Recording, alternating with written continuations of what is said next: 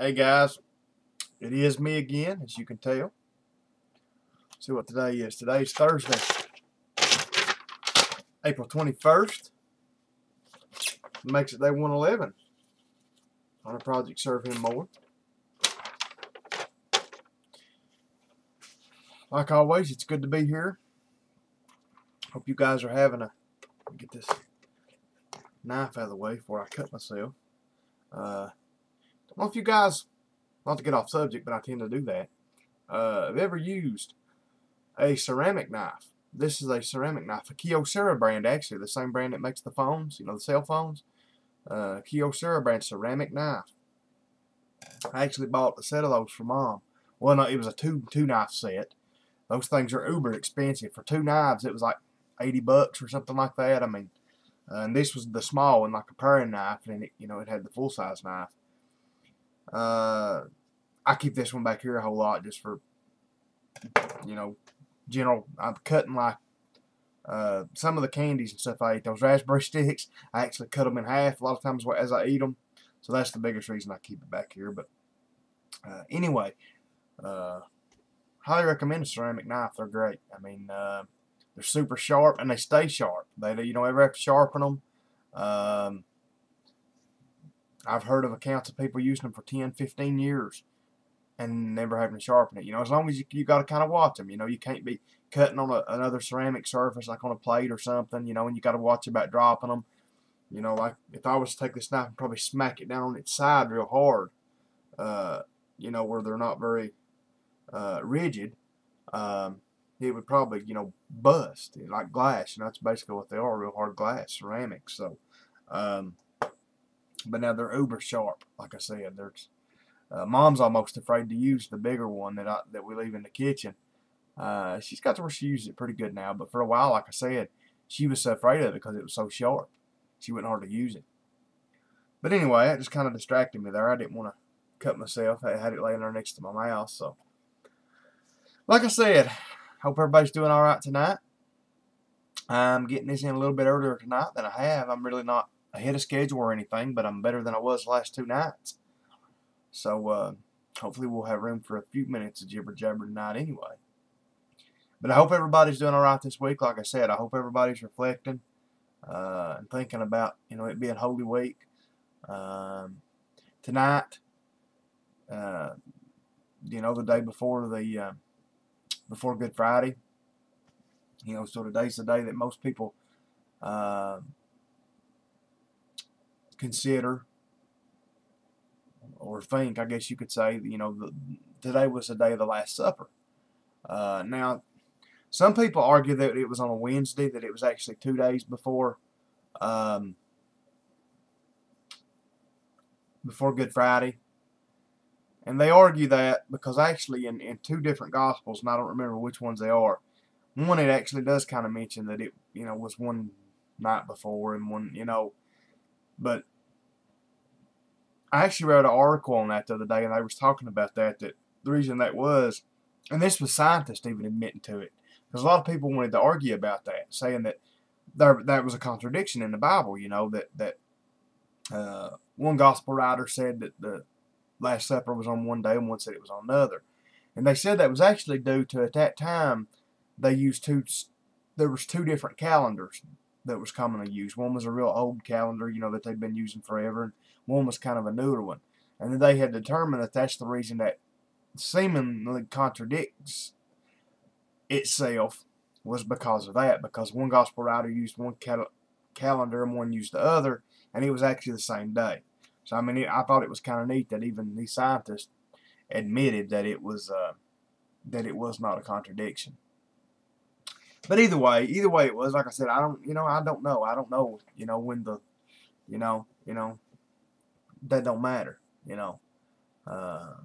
We got to talking about that last night at church. You know, we were going over in Acts when Paul, you know, was stoned, and you know, it talks about him waking up and everything. The other disciples gathering around him.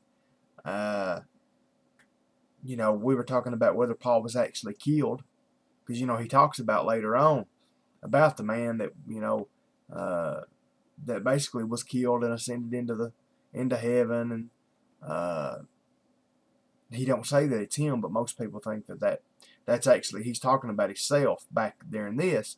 And we was talking about that. Some people say that Paul was killed and the Lord brought him back. Some people say that they didn't kill him when they stoned him. You know, they just thought they'd killed him, and you know, that the Lord protected him. Either way, it was a miracle. You know, that's what I was talking about. I said, you know, it's not a salvation point. Don't worry about it. You know, think whichever version you want and go on. Kind of the same deal when the Last Supper. Was it one night before the crucifixion or 2 nights? I don't know. It really don't matter. We just know it happened. But anyway, guys, something else I'll tell you this, as you can see on my TV right there, I'm watching a program about this bunch of environmental nutcase jobs that build a plastic boat out of pop bottles, 2-liter bottles mostly, all recycled material and all this, you know, and they sold it from San Francisco to Sydney, Australia, I believe. And anyway, I don't know. I've just been watching that and cracking up at that. You know, they've got such an agenda. I mean, it's just, you know, and what gets me is these people get away with it. You know, we try to stand up and proclaim the truth, proclaim that there is a creator that made this place, and that he puts us number one, not the animals, not the earth. He puts us number one. Oh, and they won't have nothing, you know, oh, that's, you know, you're just propaganda and all this, and they want to, but then they can get on there, you know, and they can, I mean, it just, I don't know, it makes me sick watching these fruit cakes, you know, save Mother Earth, and they've been throwing these statistics around about this and that, and about the fish. Oh, one guy on there, the guy that actually I think is putting the money up there, he wouldn't eat. They was like they were catching fish and eating them, you know, and oh, he wouldn't. He had a fish-free Friday. He was talking about how if commercial fishing went on, there was gonna be no fish left, and he had a meat-free Monday and all. You know, just these people kill me in the way they act. I mean, they worship the earth. I mean, they literally do. They actually want mankind to die, even though if that includes their own extinction. They actually want mankind gone, so that the earth can flourish and so that the animals can flourish. I mean, they're just, I don't know. Satan has got them brainwashed in the head so bad. And that's what's ruling our planet right now is, you know, the environmentalists. That's the reason we're getting ready to be paying $5 a gallon for gas. We've got our own gas or our own oil, and they won't let us drill it because we can't tear up the earth. That's the reason our power bills are getting ready to go so high nobody's going to be able to afford them, because coal is the cheapest power that there is, and they're trying to get rid of coal. You know, they won't let us mine coal to run power plants with, you know, and I don't know, guys. We just need to be praying. We need to be praying for this country and this earth, because it has got just so whacked out and backwards that it's just, I don't know. It can't last much longer like this.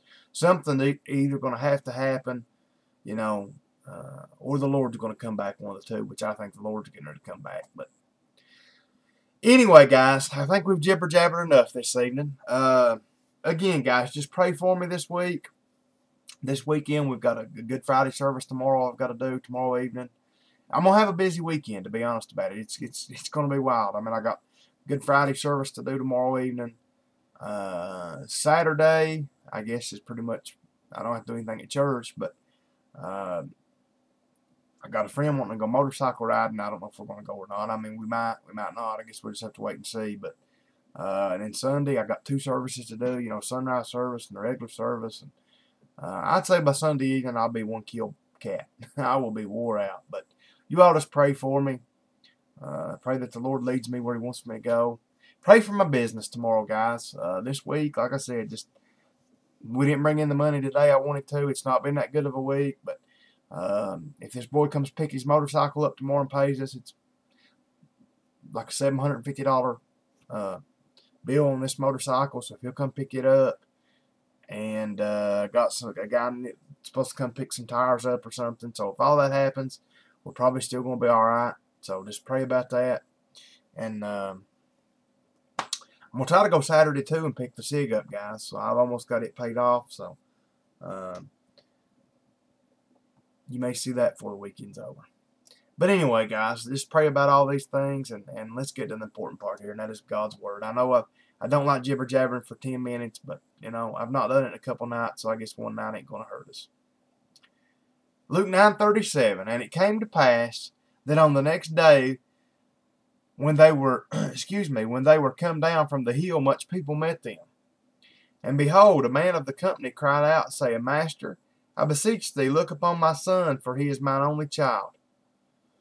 And lo, a spirit taketh him, and he suddenly crieth out, and it teareth him that he foameth again. And bruising him hardly departeth from him. And I besought thy disciples to cast him out, and they could not.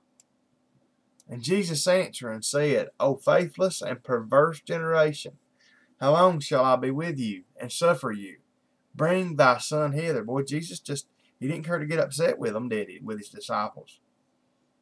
And as he was yet a-coming, the devil threw him down and tare him. And Jesus rebuked the unclean spirit, and healed the child, and delivered him again to his father. And they were all amazed at the mighty power of God. But while they wondered every one at all things which Jesus did, he said unto his disciples, Let these sayings sink down into your ears, for the Son of Man shall be delivered into the hands of men. But they understood not this saying, and it was hid from them, that they perceived it not, and they feared to ask him of that saying. Then there arose a reasoning among them, which of them should be greatest. Which one of us is going to be greatest in your kingdom, Jesus? Who are you going to give the most rewards to? You know, you could just see them doing that. And Jesus, perceiving the thought of their heart, took a child and set him by him. Guys, looks like I'm going to stop right there. That makes 10 verses, and I really don't want to get into this next verse and stop. Once I've started, I want to finish. So, anyway, guys, as always, I'm glad y'all are here tonight. I'm either going to try to get the comments answered tonight or tomorrow night. We'll have to see how long this takes to upload. So, thanks for having patience with me on that. Thanks for just being here and keeping and watching. Some of you new subscribers, I know I've got a few new subscribers here lately that I may or may not have, come to your channel and thanked you. So if I didn't, thanks for the sub. And as always, guys, just if you guys need anything, let me know. If you need any car advice or motorcycle advice or ATV advice, anything like that, any kind of advice at all, just let me know. And like I said, normal, just pray for me, pray for my business, my family, my church, and just pray for me in general. I know you guys do. So, good Lord willing, I'll be back here tomorrow night. So, I guess till I see you guys again, good night. God bless.